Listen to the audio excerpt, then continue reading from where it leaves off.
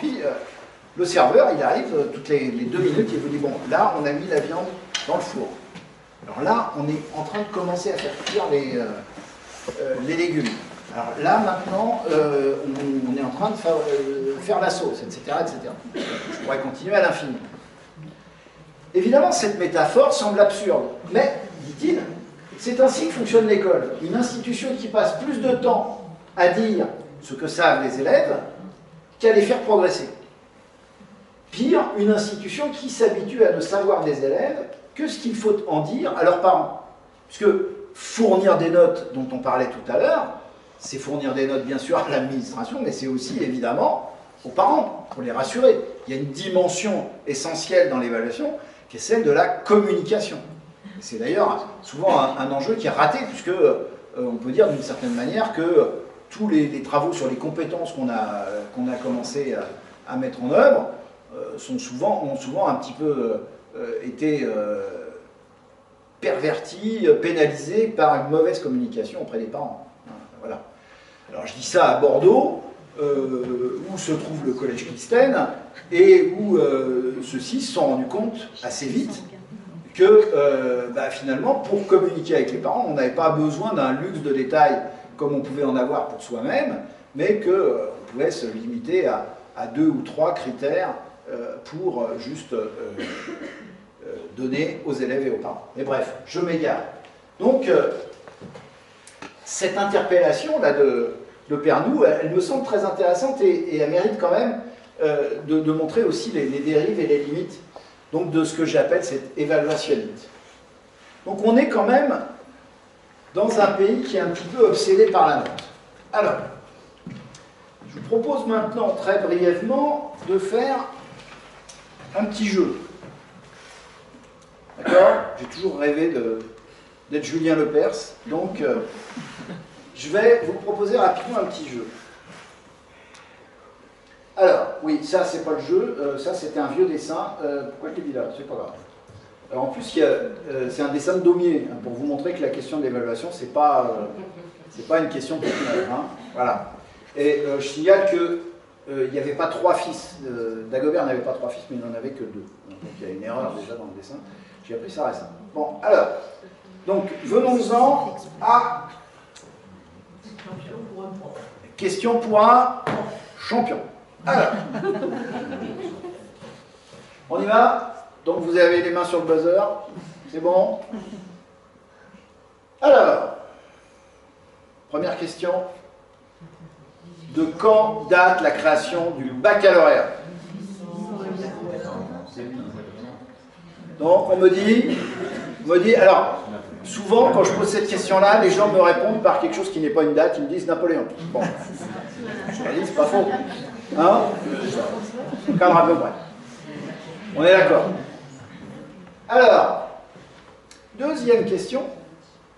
De quand date la note chiffrée? C'est-à-dire le moment où, dans l'école, on dit, bah voilà, on doit mettre des notes. C'est Polytechnique, non, c'est Polytechnique au tout début, justement, sous Napoléon, c'était maintenant. Mais dans l'école primaire, dans l'école secondaire. Ah ouais. Alors, donc toi tu dis, Troisième République. Donc, après Napoléon, Jules Ferry. Bon, alors, donc, la création du bac, 1808. Ok? La note chiffrée, 1890. Et là, sous vos yeux ébahis, je viens de créer une énigme didactique. Ça, quand même, hein, ça c'est fort. Bon, comment qu'ils faisaient avant? Alors, comment ils faisaient avant? Bah, en fait, bon, déjà, ils n'étaient pas trop embêtés par le nombre, hein, parce qu'ils n'étaient pas super nombreux, ceux qui passaient le bac. Hein. Bon, alors, il n'y avait pas de système de notation. On passait, tiens, un grand oral, devant 5 membres de jury. Et ouais, vous voyez, hein, ce qui semble neuf n'est en fait que souvent très ancien. Et donc, en fait, les membres du jury votaient avec un système binaire, boule blanche, boule noire. Boule blanche, maximum de boules blanches dans le petit panier, l'élève avait le bac. maximum de boules noires, il était blackboulé, donc oui l'expression, et il n'avait pas le bac. Donc acquis, non acquis, hein, vous voyez? D'accord? Donc pas besoin de notes. Alors pourquoi va-t-on, entre guillemets, inventer la note? Et voilà, exactement. Donc c'est la nécessité d'un classement.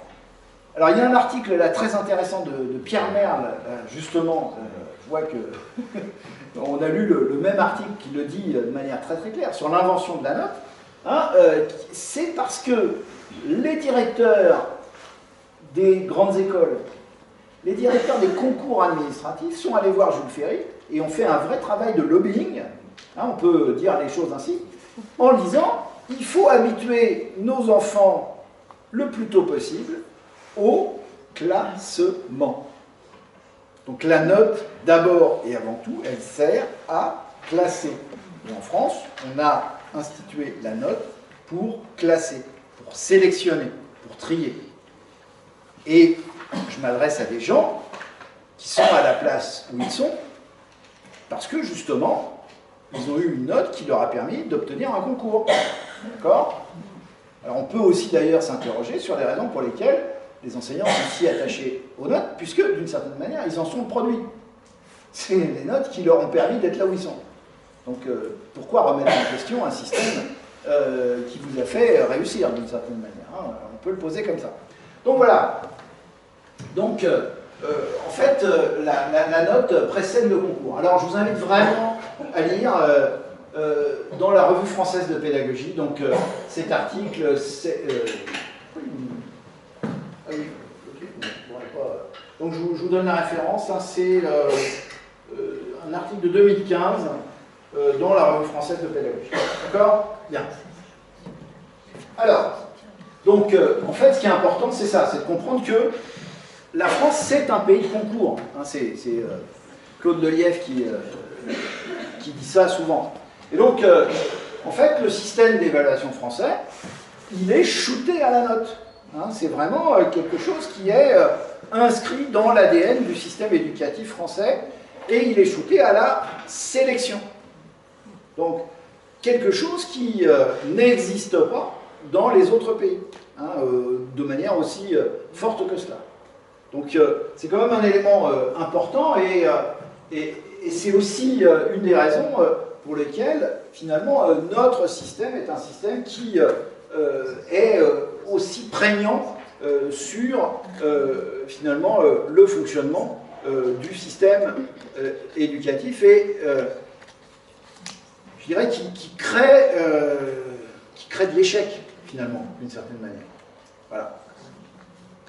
Alors, juste encore une petite histoire pour montrer aussi la difficulté des réformes. Beaucoup d'hommes politiques, notamment pendant la dernière élection présidentielle, ont fustigé l'esprit de 68 à l'école. D'accord? Alors, effectivement, en 68, on a supprimé la note. Mais ce n'était pas en mai. C'était en mars. Eh ouais. En mars 68, à Amiens, se tient un grand colloque avec donc à sa tête un dangereux gauchiste qui s'appelle Alain Peyrefitte, qui est ministre de l'Éducation de l'époque, et accompagné d'une grande bande d'autres gauchistes que sont les inspecteurs généraux, etc. Plein de gens très très sérieux, costumes, cravates, etc. Et tous ces gens, donc, disent eh ben, il faut supprimer les notes chiffrées pour lutter contre un système élitiste. Voilà. Et donc le successeur de Peyrefitte, Edgar Faure, gauchiste pas chevelu, donc en 69, bah, donne raison au colloque d'Amiens, et donc on supprime la note. On supprime la note, hein, on dit clairement la notation chiffrée peut être abandonnée sans regret. Et là, alors moi je m'en souviens très bien parce que j'étais au collège à ce moment-là. Oui, je suis très vieux. Et donc, qu'est-ce qu'on fait? On supprime les notes. Mais, du jour au lendemain, sans aucune préparation, sans aucune formation des enseignants, etc. Ça a été un peu comme les maths modernes. Bon, on est passé d'un système à un autre, et donc on supprime les notes. Et qu'est-ce qui se passe à ce moment-là? Le génie français étant ce qu'il est, et la nature ayant horreur du vide, qu'est-ce qui se passe? Très vite, on va inventer le A- et le B+. Et le A- et le B++. Et donc, très vite, en fait, on va... c'est la magnifique force d'inertie du système éducatif français. On va aboutir, en fait, à revenir à un système qui est celui, donc, de la sélection, celui de la hiérarchie, etc. La seule chose, finalement, qui va rester de cette décision, c'est la suppression des classements. Et encore, il y a des établissements où les classements, ça existe encore. D'accord? Voilà. Donc, voilà ce qu'on peut dire, hein, c'est que, finalement, c'est une leçon de ce que donne une réforme lorsqu'elle n'est pas programmée, lorsqu'elle n'est pas préparée. D'accord? Voilà. Donc, on avance un petit peu. Là, je vois que l'heure tourne. Là, je suis déjà en train de jouer les arrêts de jeu. Donc, je vais essayer d'aller à l'essentiel sur deux, trois points. Alors, bon, petit dessin rapide pour détendre l'atmosphère. Alors, venons-en rapidement maintenant à une réflexion autour des évaluations. Alors, tout le monde maintenant, aujourd'hui, sait plus ou moins ce qu'il en retourne autour de la notion d'évaluation. Hein, vous avez tous des définitions d'évaluation. Alors, moi j'en ai retenu deux qui sont assez voisines. Alors, un de mes auteurs préférés, c'est Charles Hadji, qui, dans plusieurs livres. Alors, Charles Hadji, ce qui est intéressant, c'est que, bon, il est maintenant à la retraite, ça a été un prof d'IUFM, etc., philosophe de formation. Et donc, il aborde la question d'évaluation à travers les questions du philosophe, et c'est vraiment intéressant.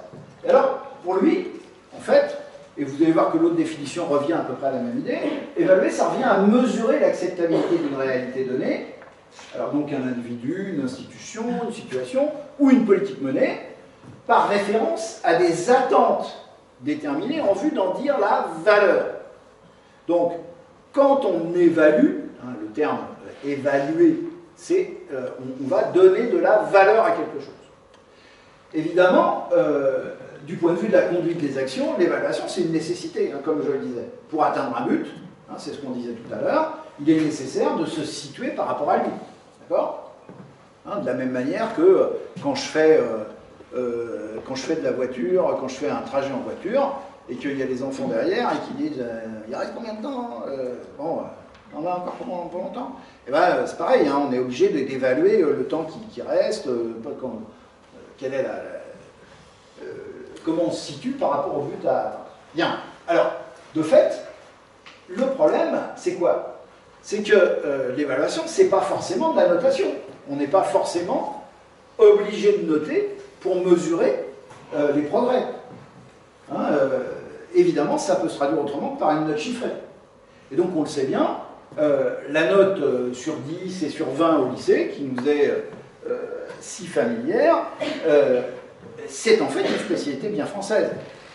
On n'a pas trop le temps là de le développer, mais dans bien d'autres pays, on a d'autres pratiques d'évaluation qui sont bien différentes. Alors, l'autre aspect intéressant, c'est qu'évaluer, c'est pas comme le contrôle qualité dans une entreprise. Vous savez, dans toutes les entreprises aujourd'hui, on a un contrôle qualité en bout de chaîne. C'est pas la même chose. Hein. Dans la logique d'un contrôle, on a un référent stable et on a une procédure finie. Le problème de l'évaluation, enfin problème, si tant est que ce soit un problème, c'est qu'on est plutôt dans un ajustement, dans un processus continu. On ne peut pas être dans quelque chose qui est, je dirais, complètement normé. Sinon, eh ben, évidemment, on court le risque de désincarner complètement l'évaluation. D'où le danger, par exemple, des évaluations dites diagnostiques, hein, qu'on a appelées les tests de positionnement de CPCE1. On est dans quelque chose qui n'est plus du tout de la même logique. Donc le contrôle final, ça n'est qu'un des aspects de l'évaluation, et donc en fait, on peut dire que on est plutôt dans quelque chose qui renvoie à une idée qui est celle du jugement. Mais alors, dès l'instant où on est dans le jugement, le problème, c'est bien sûr que forcément, il y a une part de subjectivité, il y a une part forcément d'appréciation qui est différente d'un individu à l'autre. D'accord ? Et Pierre Merle, encore lui, dans ce très bon bouquin qui s'appelle Les notes, secrets de fabrication, lui, il considère, il dit, la note, c'est forcément un arrangement. Et alors, pour revenir au témoignage de Jacques tout à l'heure, le vieux prof Ronchon, là, quand on lisait le texte, c'est souvent déjà un arrangement avec soi-même. Mais c'est aussi un arrangement avec les élèves. Combien de fois avons-nous fait un contrôle un peu plus facile avec une classe parce qu'ils avaient complètement foiré le contrôle précédent? Combien de fois on va éventuellement avoir des manières différentes de noter des copies finalement assez semblables, parce que l'un, c'est quelqu'un qui a fait des gros efforts, et l'autre, c'est quelqu'un qui s'est un peu reposé sur ses lauriers, etc. Enfin bref, je pourrais continuer les exemples à l'infini. Hein, on sait bien qu'on est sans cesse dans ce type d'arrangement.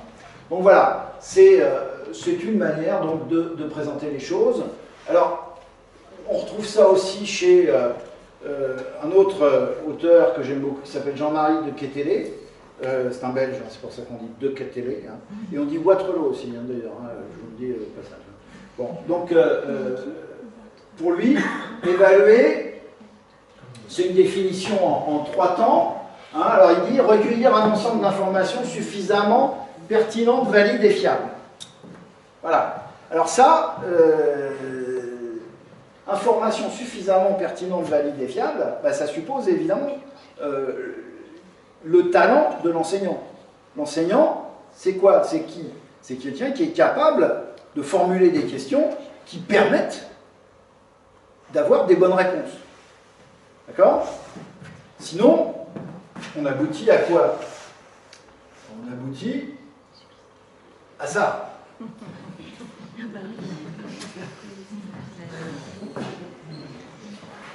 Alors évidemment, celui-là il est facile, hein, vous l'avez tous déjà vu traîner sur les réseaux sociaux. Hein, voilà. Alors, là, on n'a pas recueilli des informations pertinentes, valides et fiables. Hein, on est clair. Alors j'aime beaucoup aussi le suivant, je vous le laisse, même si je suis en retard là, mais je vous laisse apprécier celui-là.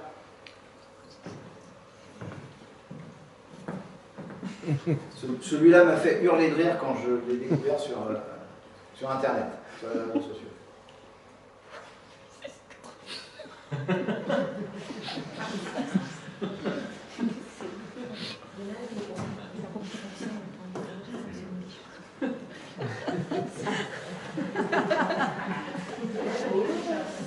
Ça, franchement, bon, bref. Oui, hein, je trouve que c'est voilà, je trouve que c'est pas cher. C'est un peu rude. Bon, donc deuxième partie de la définition, et donc on retrouve la même chose que chez Charladji. Examiner le degré d'adéquation entre cet ensemble d'informations et un ensemble de critères adéquats aux objectifs fixés au départ ou ajustés en cours de route. C'est ce que je disais tout à l'heure en parlant d'arrangement. Évaluer, c'est forcément un arrangement. C'est forcément quelque chose qui relève d'une pratique qui est une pratique individuelle. Et évidemment, on l'oublie trop souvent, évaluer, ça sert à quoi? Ça sert à prendre une décision. Forcément. Alors ça peut être quoi les décisions? Ça peut être de se dire, ils ont tout compris, super, on passe au chapitre suivant. C'est une décision. Ou, ah, il y en a qui n'ont pas compris. Qu'est-ce qu'on fait? Évidemment, là, voilà, c'est le problème. C'est que bien souvent, on est dans une situation, alors, j'ai un usage des...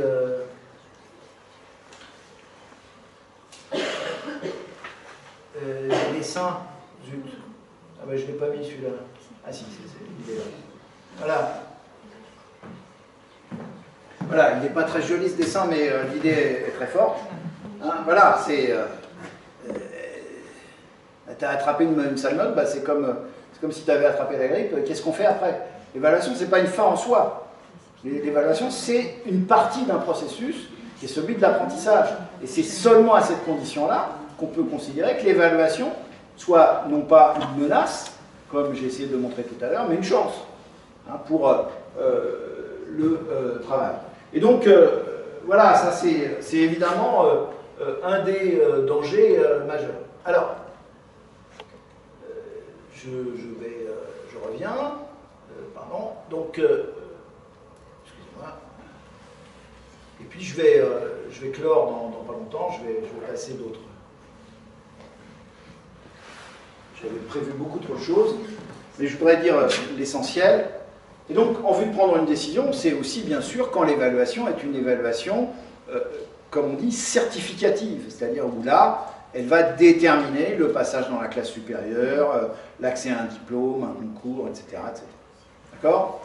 Alors, tout le monde connaît évidemment cette typologie hyper classique, hein, qu'on doit à Benjamin Bloom, hein, avec les trois formes d'évaluation. Hein, vous avez tous déjà parfaitement intégrés. Alors, c'est évidemment une typologie qui est intéressante parce qu'elle met l'accent sur la chronologie, sur le temps, avant, pendant, après. Mais ce qui est intéressant, c'est quand même évaluation diagnostique. Qu'est-ce qu'on évalue? On évalue des prérequis ou des représentations. Hein, on peut évaluer aussi les représentations. Mais on va évaluer des prérequis, mais ça suppose que ça a déjà été enseigné. Le problème des évaluations de CP-CE1, par exemple, excusez-moi de revenir encore une fois là-dessus, ça c'est ma colère du mois d'octobre qui ne part pas. On posait des questions aux élèves sur des choses qui n'avaient jamais été enseignées. Donc en fait, qu'est-ce qu'on évaluait? On évaluait les personnes plutôt que les apprentissages. On évaluait les différences sociales plutôt que ce qui avait été appris ou pas. D'accord? Donc l'évaluation, les tests de positionnement de CP-CE1 ne méritent pas forcément le terme d'évaluation diagnostique. Alors certes, on nous a présenté ça comme un moyen d'orienter l'action, hein, c'est-à-dire de permettre aux enseignants ensuite de savoir comment faire. Comme si les enseignants eux-mêmes ne le faisaient pas déjà dans leur classe. D'accord? Donc on voit bien que, encore une fois, je vais très vite, mais c'est vraiment un des messages importants que je veux faire passer, c'est cette idée que l'évaluation, ça peut être la pire et la meilleure des choses. Ça peut être évidemment quelque chose d'important pour savoir où on en est dans le raisonnement, dans le processus, etc. Mais ça peut être aussi, finalement, tout ce qu'on fait qui va être évalué. Pareil pour l'évaluation formative. L'évaluation formative, vous le savez, c'est l'évaluation qui va être faite en cours d'apprentissage, c'est la régulation, etc. Le problème, c'est que cette évaluation formative, elle peut être aussi pervertie d'une certaine manière. Si on se met à noter tous les moyens, toutes ces questions qu'on fait à la fin de chaque heure de cours pour vérifier s'ils ont bien compris, finalement, on pervertit le système. Non? Je vous fais une petite métaphore, rapide. Une petite métaphore pour me faire comprendre là-dessus.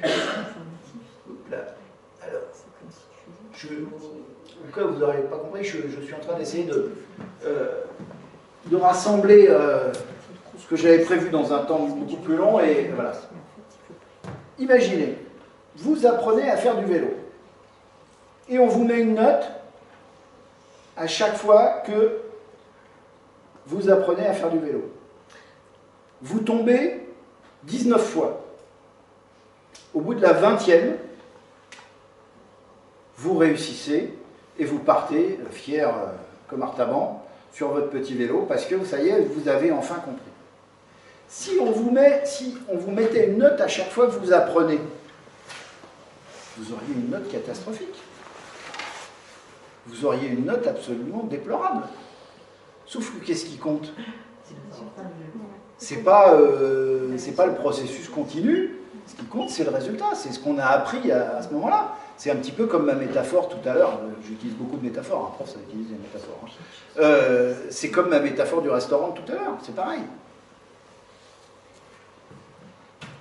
Alors on se dit, bah non, bah oui. Mais bon, le lycée de demain, le lycée Blanquer, qui se prépare, qu'est-ce que c'est?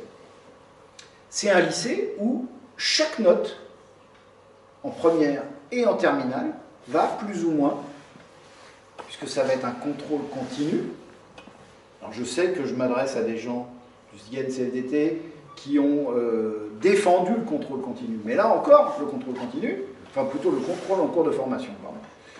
Et là encore, ça peut être la pire et la meilleure des choses. Là, qu'est-ce qui va se passer dans le lycée Blanquer? Toutes les notes vont compter pour le bac.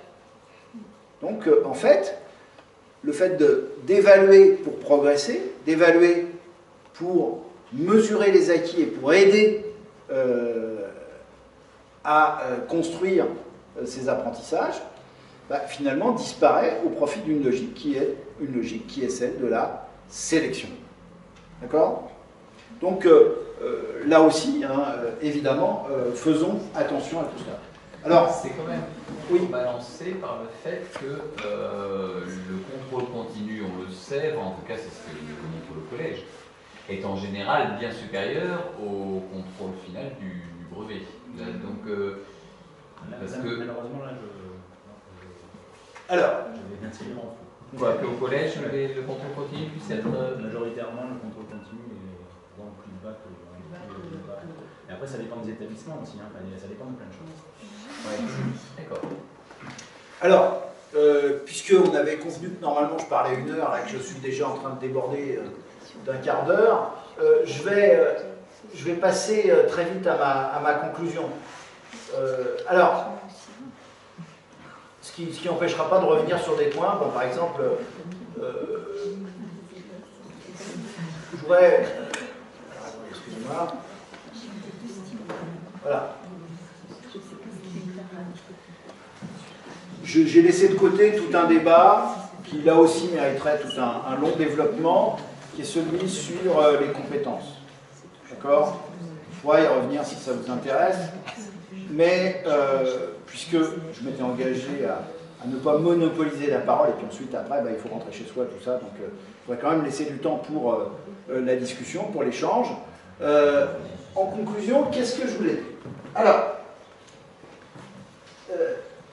on l'a vu, on a essayé de voir, il y a évidemment plusieurs dimensions dans l'évaluation et dans la note.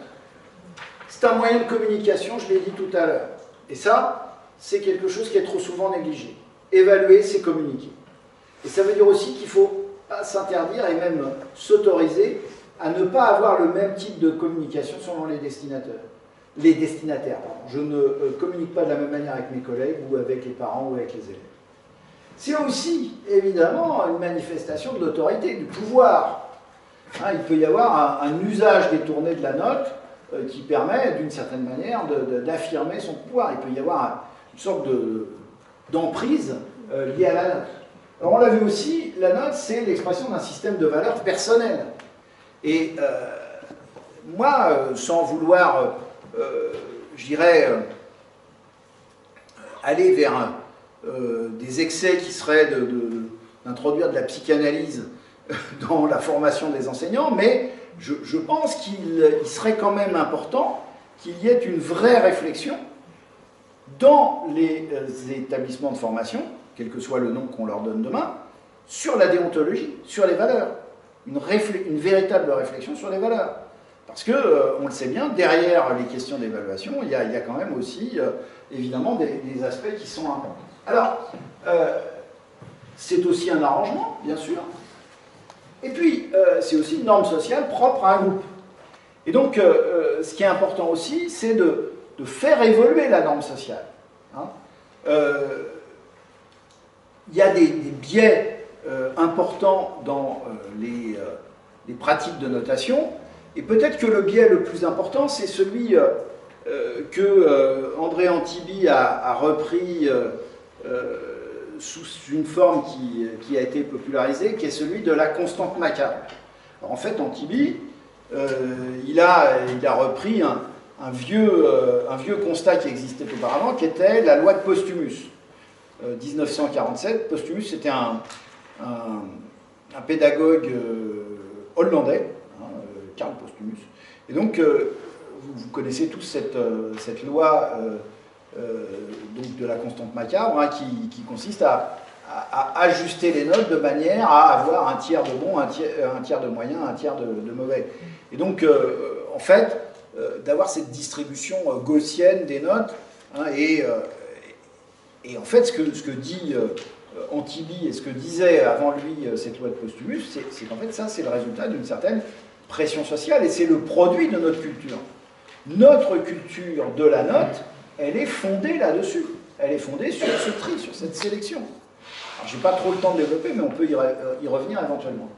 Alors, et puis ça pourrait être aussi, et c'est, vous voyez, je le mets quand même en dernier, mais parce que c'est évidemment, pour moi, le plus important, et en tant que pédagogue, donc optimiste, c'est évidemment ce que je veux développer, c'est bien sûr aussi un outil pour progresser.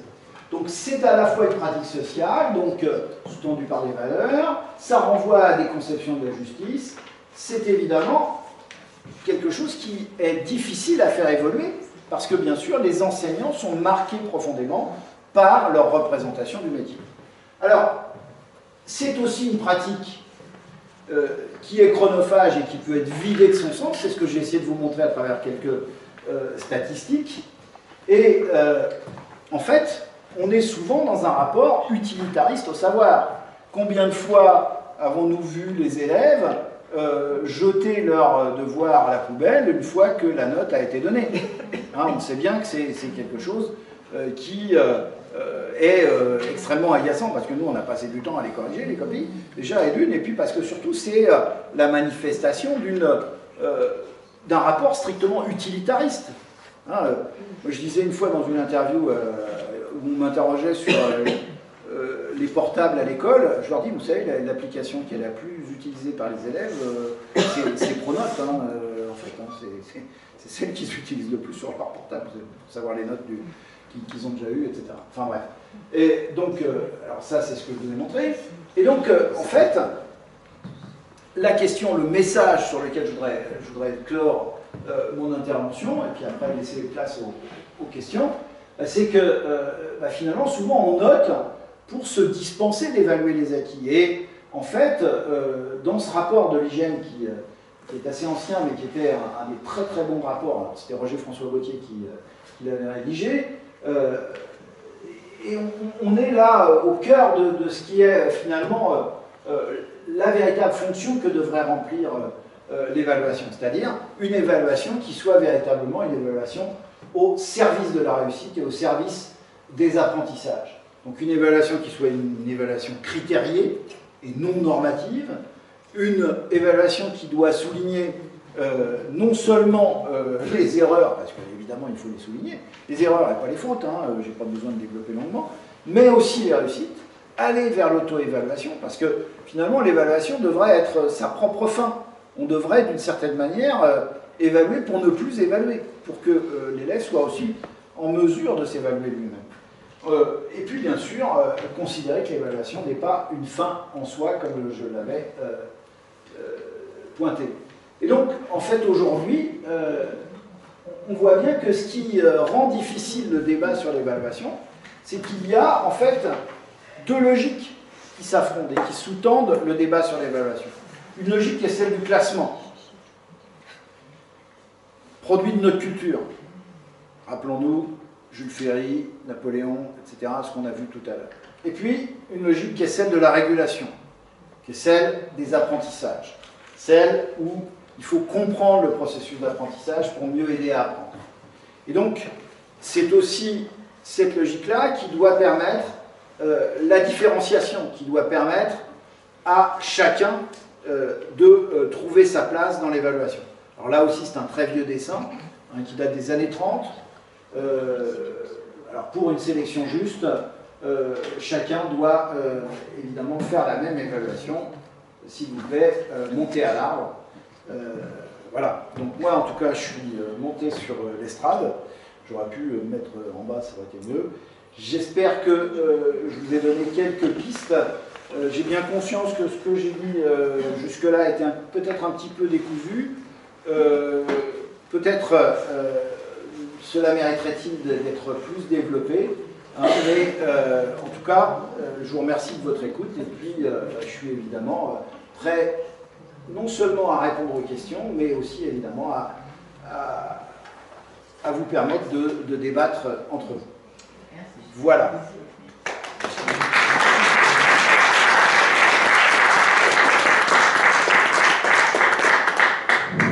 Je pense que je parlais à des gens assez convaincus, déjà. Est-ce qu'il y a des réactions? Je termine par cette citation qui est une des citations qui m'a donné envie d'être prof. Voilà. Un vieux bouquin, Les enfants de Barbiana. Je conseille vivement si vous trouvez ça.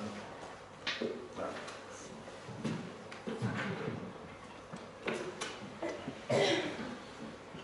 C'est pour moi, je finis souvent mes interventions par cette citation parce que pour moi elle est vraiment essentielle. Voilà. Ça plombe l'ambiance là d'un seul coup. Alors moi j'aurais une question sur le lien entre, est-ce que la version positive de la question de la sélection, c'est l'orientation, c'est-à-dire qu'en fait les deux se tiennent. Est-ce que l'école est là aussi pour orienter? C'est une affirmation, mais du coup, est-ce que la sélection n'est pas une manière positive d'orienter aussi? Alors, ce qui est intéressant, c'est d'aller voir ce qui se fait ailleurs. Alors, je suis désolé, je vais encore parler de la Finlande. On parle souvent de la Finlande quand on veut parler d'un système éducatif un peu plus positif. Aucune note avant 11 ans. Autrement dit, on fout la paix aux élèves et on les laisse apprendre. À partir de 11 ans, on commence à avoir des notes. Et en fait, le système devient véritablement sélectif, et c'est même une sélection relativement rude, à partir de 15 ans. Mais avant, l'évaluation, elle est là pour apprendre, et rien d'autre. D'accord? Donc, moi, je pense que l'évaluation comme instrument de sélection, il faut l'assumer. Ça fait partie de la fonction de l'évaluation. Mais la question, c'est celle du temps. Alors, je ne l'ai peut-être pas dit tout à l'heure, et merci de me poser la question, parce que ça me permet de le préciser. Il y a un temps pour tout. Or, le problème, c'est que dans notre système éducatif français, encore aujourd'hui, on est dans une évaluation sélection, une évaluation qui trie, beaucoup trop tôt. Beaucoup trop tôt. Mais après, effectivement, à un moment donné, il faut bien concevoir que l'évaluation serve aussi à sélectionner, à trier, etc. Oui. Mais d'ailleurs, rappelons que c'est l'origine de l'école républicaine française. Hein. Il ne faut pas se leurrer. Jules Ferry ne souhaitait pas la réussite de tous les élèves. Hein. Il souhaitait d'abord et avant tout le renouvellement des élites. Hein. Et donc d'abord un système qui sélectionne les meilleurs. Hein. Voilà. Je ne sais pas si je réponds à la question. Alors après, moi mon souci c'est quand même ça. C'est-à-dire si sélectionner, c'est simplement constater que c'est toujours les mêmes qui vont en lycée professionnel et parce que leurs parents y sont allés eux-mêmes ou en tout cas voilà, qu'il y a une sorte de destinée sociale et d'hérédité sociale, on a raté quelque chose, quoi. Hein, voilà. Et pourtant, cette 68, on peut dire que les 30 Glorieuses, c'est justement au moment où l'ascenseur social fonctionnait. Et pourtant, on a droit à ça. Non, mais c'est un bouquin italien, hein, les enfants de Barbiana. Alors, le système italien est quand même un système assez sélectif. Et en fait, c'est écrit par un curé. Et c'est un bouquin d'une grande radicalité. Enfin, c'est très, très, mais c'est très intéressant. Je vous conseille vraiment de lire ce livre s'il est encore disponible. Et c'est une critique, mais vraiment très virulente du système éducatif italien, mais d'une manière générale, de tous les systèmes éducatifs. Bien, voilà. Je ne sais pas si j'ai répondu à la question. Moi j'ai une autre question. Ouais. Peut-être parce que vous n'avez pas eu le temps de développer tout ce que vous vouliez développer, mais je vais essayer. Je ne comprends pas très bien le lien que vous faites avec l'auto-évaluation et le fait de devoir tendre vers cette auto-évaluation. Enfin, je n'ai pas bien compris le lien avec la... Oui, je ne l'ai pas assez développé en effet. Ce que je pense, c'est que, en fait, on a vu tout à l'heure une typologie qui est la typologie classique de Benjamin Bloom avec donc une typologie fondée sur la chronologie. Moi, il y a une autre forme de typologie que j'aime beaucoup et qui me semble beaucoup plus pertinente en fait, qui est de dire, voilà, il y a deux grands types d'évaluation. Il y a l'évaluation normative, qui est celle où on se compare aux autres, d'accord? Et c'est celle du classement, c'est celle de la sélection, et d'une certaine manière, c'est celle de la note aussi, hein, même si la note n'est pas forcément indispensable, etc. Et puis il y a l'évaluation dite critériée. L'évaluation critériée, c'est quoi? C'est celle de celui qui se dit, voilà, je me donne tels objectifs. On parlait tout à l'heure des profs de PS. Dans une évaluation critériée, c'est je vais évaluer, par exemple, ma capacité à mieux faire tel geste sportif, mieux gagner quelques secondes là-dessus, etc. Mais c'est d'abord un défi par rapport à soi-même, par rapport à sa progression. Quand on évalue, par exemple, avec des ceintures, ou quand on évalue avec des grilles de compétences, on est bien dans une évaluation critériée. L'enjeu, c'est pas d'être meilleur que le copain, c'est de progresser. Et donc, à ce moment-là, le chemin vers une auto-évaluation est beaucoup plus facile. D'accord? Donc moi, ce que je pratique en classe avec mes élèves, c'est quelque chose qui s'inscrit dans cela. C'est-à-dire, je les amène à... Alors, j'ai des grands, hein, je suis en lycée, je ne peux pas être en collège, j'enseigne les SES, mais je les amène à s'auto-évaluer et à être sans arrêt dans l'auto-évaluation. Voilà. Mais une auto-évaluation qui ne doit pas être, je dirais, comment je pourrais dire ça? Ça ne doit pas être forcément quelque chose qui va les dévaluer, parce que souvent, moi ce que je constate, c'est une des dérives de l'auto-évaluation, c'est un des dangers, un des effets pervers, c'est qu'ils s'accordent beaucoup moins de valeur qu'ils n'en ont en réalité. Voilà. Donc moi mon boulot, c'est aussi des fois de leur dire, attends, ça n'est qu'un des aspects, hein, bien sûr. Mais attends, t'es meilleur que ça. Ça prépare quand même à ce qui se passe ensuite dans la société, où on est tout le temps amené à se regarder, à voir si on a fait assez bien, etc. Enfin, c'est quand même quelque chose qui... Après, je suis pas pro, je n'ai pas cette expérience-là. Je suis une tourneur de la soirée. Mais il me semble que c'est assez glissant dans le sens où je crois qu'on s'évalue toujours plus sévèrement qu'un regard extérieur. Ça, c'est certain. Et du coup, ça se reproduit quand même, ça a tendance à se généraliser, notamment dans le travail ensuite. Et je trouve que c'est faire prendre un pli qui est sacrément... comment dire, il y a beaucoup de surmoins, quoi. Il y a beaucoup de... Oui, mais je pense que l'auto-évaluation n'est pas une solution, n'est pas une garantie de quoi que ce soit. Mais simplement, il me semble que c'est quelque chose qui doit être un élément dans une évaluation au service des apprentissages. C'est-à-dire qu'on comprend mieux, il faut en tout cas, je vais le dire autrement, il faut que l'évaluation soit bien comprise pour qu'elle soit efficace.